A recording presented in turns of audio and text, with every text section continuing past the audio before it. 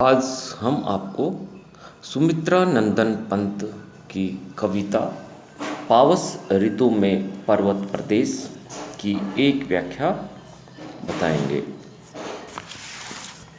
उड़ गया अचानक लो भूधर, फड़का अपार वारिद के पर, रव शेष रह गए हैं निर्झर, है टूट पड़ा भू पर अंबर। धस गए धरा में सभय साल, उठ रहा धुआं जल गया ताल। यूं जलद यान में विचर विचर, था इंद्र खेलता इंद्रजाल।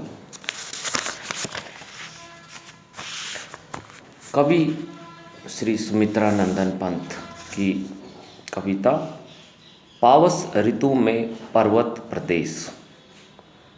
इसमें प्रकृति का मानवीकरण किया गया है। प्रकृति के बारे में बताते हुए कवि कह रहा है, उड़ गया अचानक लो भूधर। जैसे कि पृथ्वी के ऊपर जो पर्वत है वह ऐसे उड़ गया, प्रतीत होता है। फड़का अपार वारिद के पर, जिस प्रकार बादलों से बारिश होती है और उस बारिश के पानी से वह जो पर्वत है वह इस प्रकार फड़क करके उड़ गया। अवशेष रह गए हैं निर्झर, उसके सिर्फ अब अवशेष रह गए हैं, जो अवशेष निर्झर के रूप में हमें अब दिखाई देते हैं। रव ही अर्थात अब बच गए हैं, जो कि एक झरने के रूप में दिखाई देते हैं। है टूट पड़ा भू पर अंबर, अर्थात पृथ्वी के ऊपर आसमान जैसे झुक गया हो।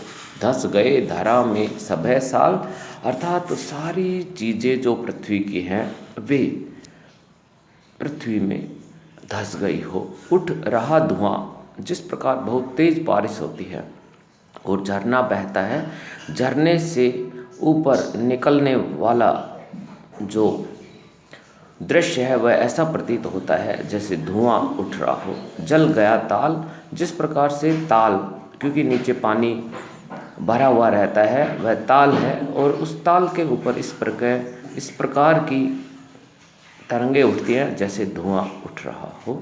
यूं जलद यान में विचर विचर, इस प्रकार से बादलों के यान में विचरण करते हैं। कौन? इंद्र। था इंद्र खेलता इंद्रजाल, इस प्रकार से बादलों के यान में इंद्र देवता अपना इंद्रजाल रचता था।